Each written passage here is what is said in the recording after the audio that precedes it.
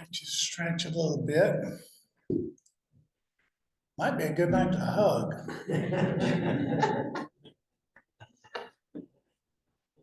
Just saying.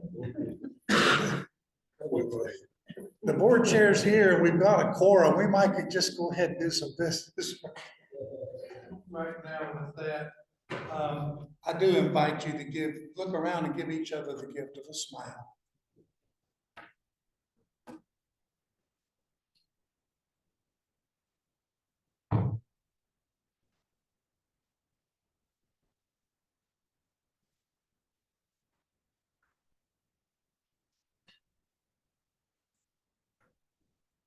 Okay, is that too loud? Greetings. I must say, I'm surprised with how many people are here. Does everybody have a heated home, or did you come to think about getting warm? And Zoomers, hi. Good to see you all tonight as well. I want to talk to you about mindfully decluttering more than just a closet. New year, new goals, new aspirations, new intentions, and maybe a new time to kind of take a look at your life. A memory came back as I was thinking about tonight. I was sitting a little in front of where Lynn and Danny are, but I was over there on the right. I'm wanting to say 2014, 2015. The Dharma leader that night was Alexis Stein. When I say Alexis Stein, who does that ring a bell to? Okay, she's one of our Dharma leaders, emeritus.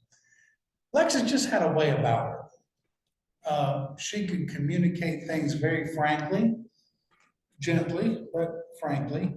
And this particular talk was sort of like this as far as decluttering, attachment, clinging.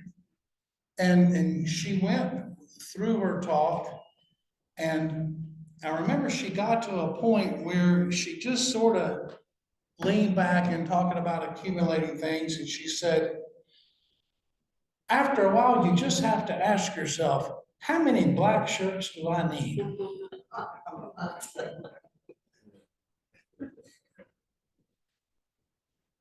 And so this hit me over the weekend because Friday I had the privilege and honor of attending the Martin Luther King Day sale at the Dillard's Outlet in Gastonia.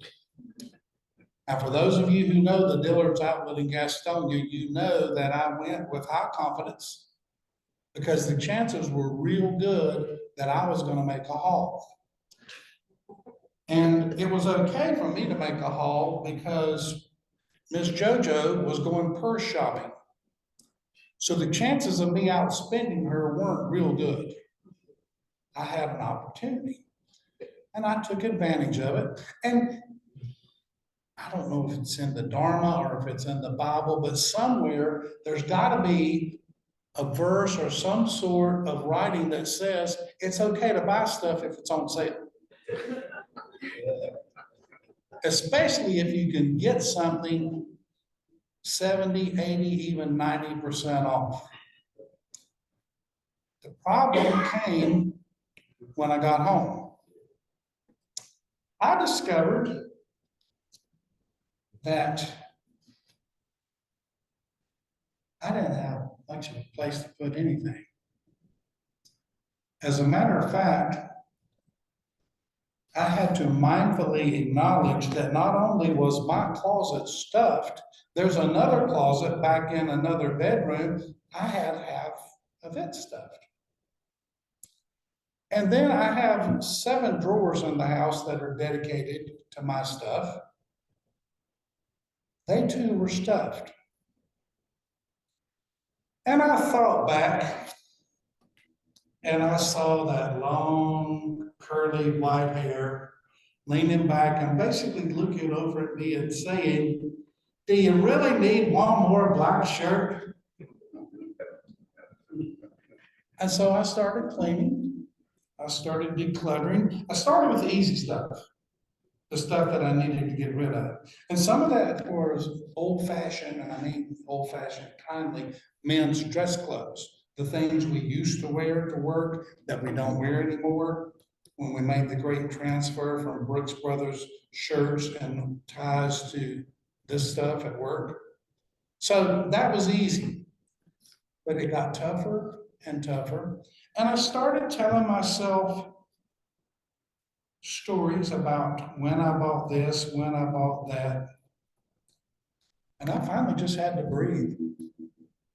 So you have committed yourself to this. You have got so much attachment in this closet. Are you going to do something about it? I did. We get attached very easily, and sometimes it sneaks up on us and we don't really realize what we have.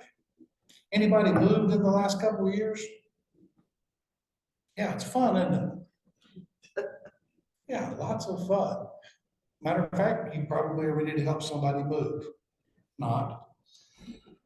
It's a wonderful opportunity to take a look at your life, at your stuff. My last move took 2 yard sales, about 4 trips to the Salvation Army, some gifts to family and friends, and I stayed with some neighbors this weekend when we came up for the weekend, and I saw a beautiful desk in the corner of their den, and I looked at that, I said, that is a nice look, and then I realized it was mine. I give it to them, and then I looked over, and there was this picture on the wall that used to hang behind our, to the left of our television. So I know those things turned out where they were supposed to be. Closets get cluttered. A house gets cluttered. Cars can get cluttered. Desks can get cluttered. And then there's my favorite, drawers. Kitchen drawers. Everybody's got one. Somebody has 2. And it's stuff, well, I might need this one day. How many Allen wrenches do you need? I've got at least 4, maybe 5, stuffed somewhere. And then there are distractions to look at as far as decluttering. The news and other electronics, social media, phone, and just thoughts, daydreaming. I remember the expression, well, just don't pay attention to him, he's out to lunch. As thoughts flood our minds. Now, one thing I love about meditation, about the breath, is that I've been able to look at thoughts in such a way that I love, you hear me talk about it all the time, the tip of the nose and down across. Somehow or other, that's just a perfect centering for me. Breathe in and then down across the top lip. But to come together in such a way that you're fully present, fully aware in such a way that you don't need this, you don't need other things. You're just in the present moment. I can tell in this room when I'm in the present moment, especially if the compressor's working. It sounds so loud. And then you hear it cut off, and it's like, that big pause is there. Get a room full of people talking, you won't even hear that. But raising our awareness is very valuable, especially in quiet moments. Sometimes things we see cause us not to see other things. And this was particularly true in the life of the Buddha. If you haven't read a biography, I encourage you to do it. This one was a gift from a friend of a friend. This is from Bob's library. This is by Karen Armstrong, who is a very prolific writer I see some heads shaking, of different sorts of religion. There aren't that many biographies of the Buddha, and Karen Armstrong says the Buddha would have wanted it that way. Because for the Buddha, it wasn't about his life, it was about the teachings. But in the course of reading this in particular, I was reminded, of course, that the Buddha was born to a king and queen. He was Prince Siddhartha Gautama. And at the time of his birth, 8 sages said he would be one of 2 things. He would either be a great ruler, king of many kingdoms, or he would become a great spiritual leader. Now, his father, the king, wanted him to be a leader of many kingdoms, revered, perhaps even feared, and to have every luxury of life. And that's the way he lived. He was given everything, and his mind was filled with luxury. But he began to figure it out. And one thing I discovered, he was given a wife at 16, and they had a child, Rahula. And I didn't know this, but the name Rahula means fetter. He saw that becoming family was a fetter. He had a quest. There was something bigger. And you probably know the rest of the story, how he began to see as he was able to get out. He saw aging. He saw illness. He saw death.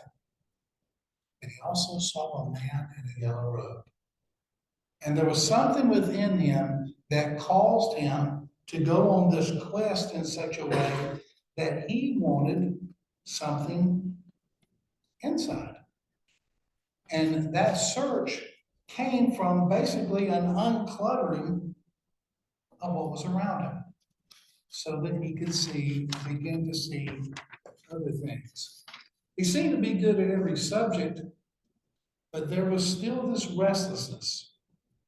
And the sage that gave him the opportunity to get out and see the world and make the discoveries that he made, it was he that sort of knew what was in his heart.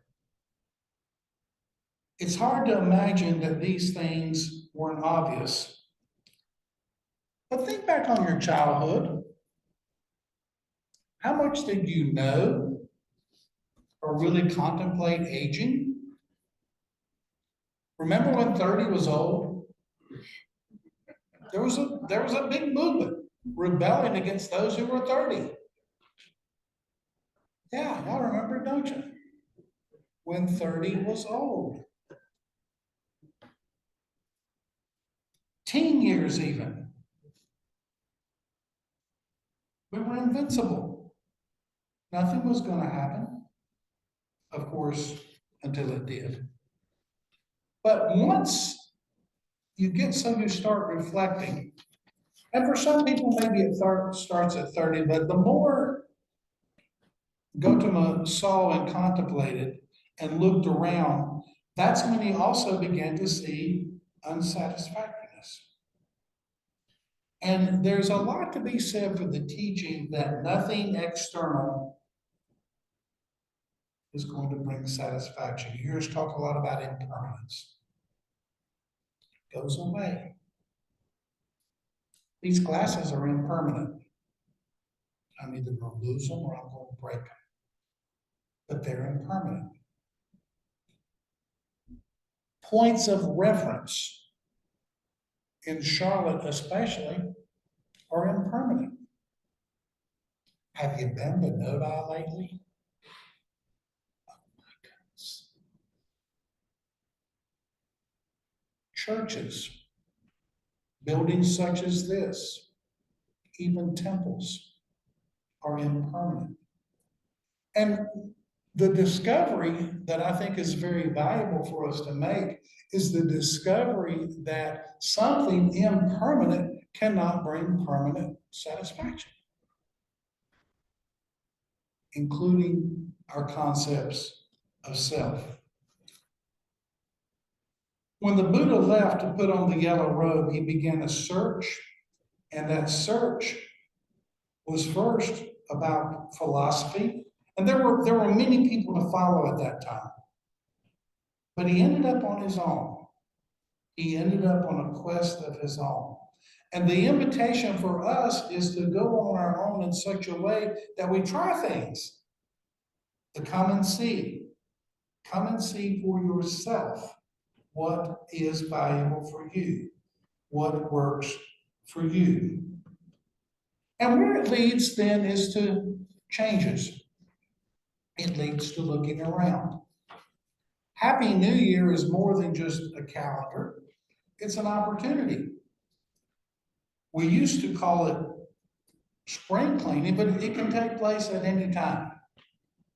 And I think the opportunity to look around and with the stilling of the mind creates opportunities, more opportunities to see truth, more opportunities to see what we're attached to, what we're clinging to, that maybe gets in the way. Now, one big attachment I have is listening to books. And I do it on my trips and I enjoy it very much. Tried something different today. Didn't listen to anything. And guess what? I heard a lot. I heard a lot. Not just from sounds out there, but from sounds in here as well. The discovery of our distractions and the elimination, or at least the management of them, gives us an opportunity to unclutter and simplify our mind.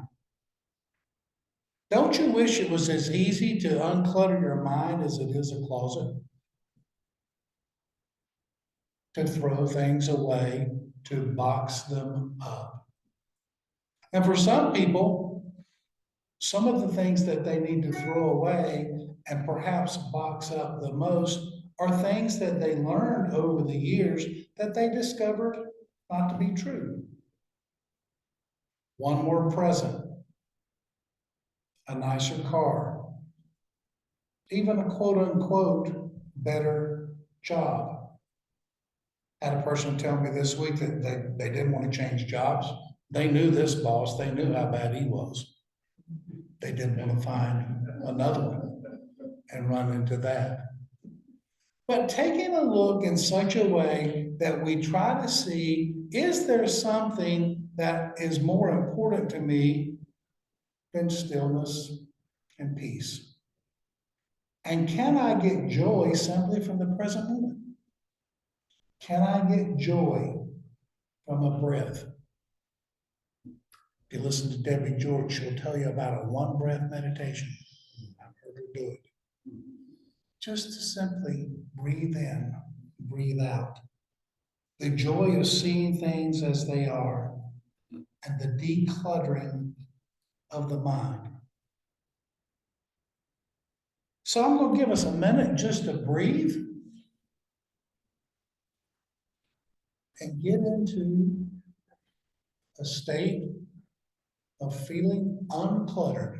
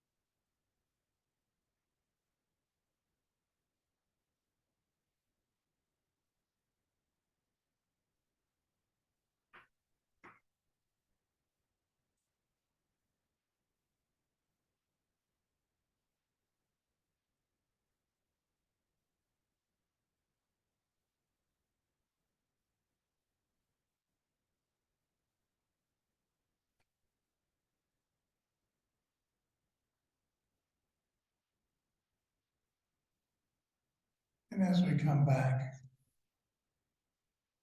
whether it be something internal or something external, as you think about decluttering, remember the words of the great Alexis Stein. Do I really need one more black shirt?